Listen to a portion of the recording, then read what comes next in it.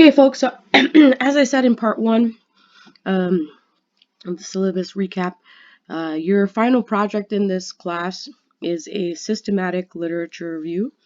For those of you who have never read a systematic literature review, there's a sample already in the final paper, in the final folder when you go through course materials.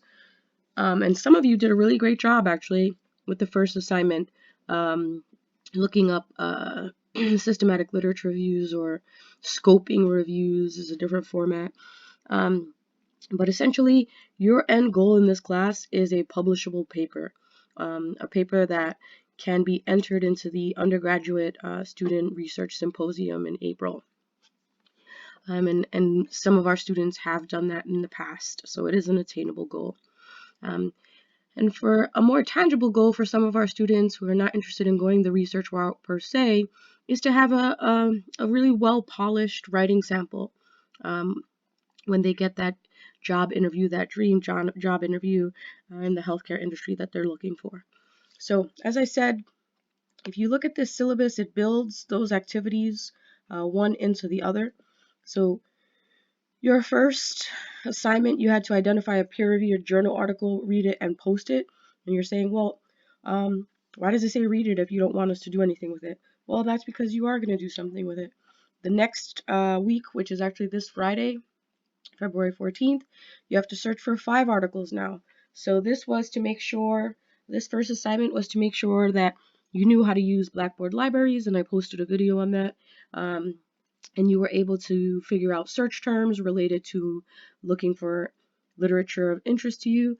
Now you're going to look for 5, and the reason is that eventually you're going to need 5. You're going to land on 10 to 15 when you pull together your literature review. And these articles should be related to the health topic that you're interested in writing about.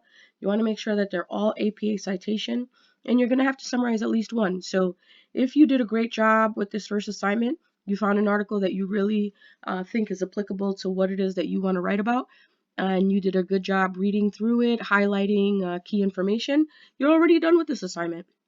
You just cite the other 5, and you're going to do what's called an annotated bibliography.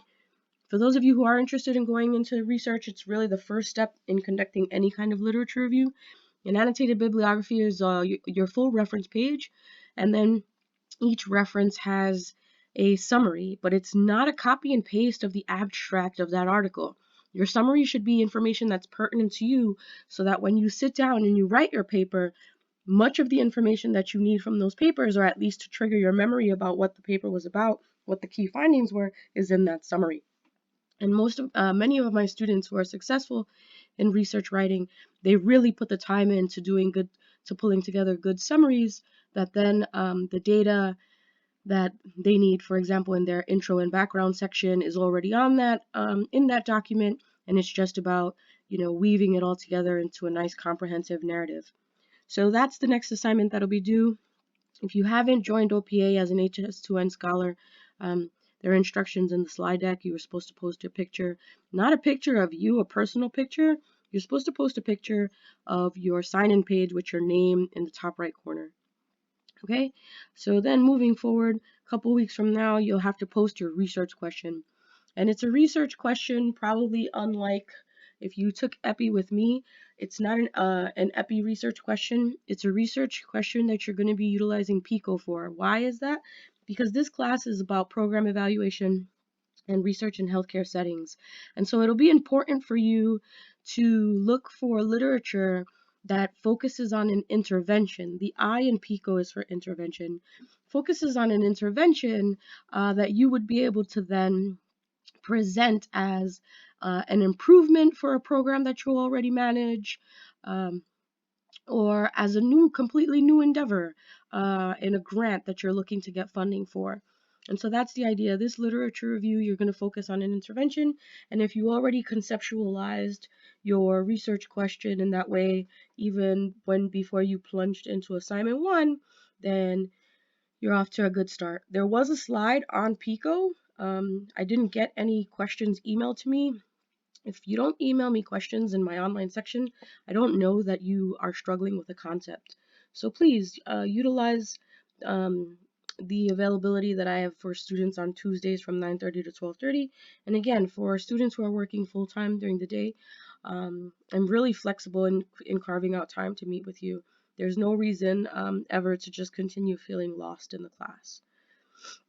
Moving along then, you'll have to do, so moving along, there'll be mini assignments that'll continue to build this final paper. So as you can see, mini assignment. There are mini assignments pretty much every week. And again, that's my way of capturing your attendance. But that's what the final paper will look like. I think one person posted a question in the syllabus section about how many pages it is. Systematic literature reviews can be between 8 and 15 pages usually. For this class, there really should be about 8 pages, double spaced, with 10 to 15 references minimum. So I'll post another video for exactly how to formulate your outline, your design for your final paper. But this is just to give you an idea of how everything feeds in, for how one thing feeds into the other, because what I don't want is for you to treat these as singular assignments, and then you're just kind of wasting your time. They really should feed into your final product. All right, folks. So please, any questions, send me an email, pop into my office hours. I'm looking forward to working with you this semester.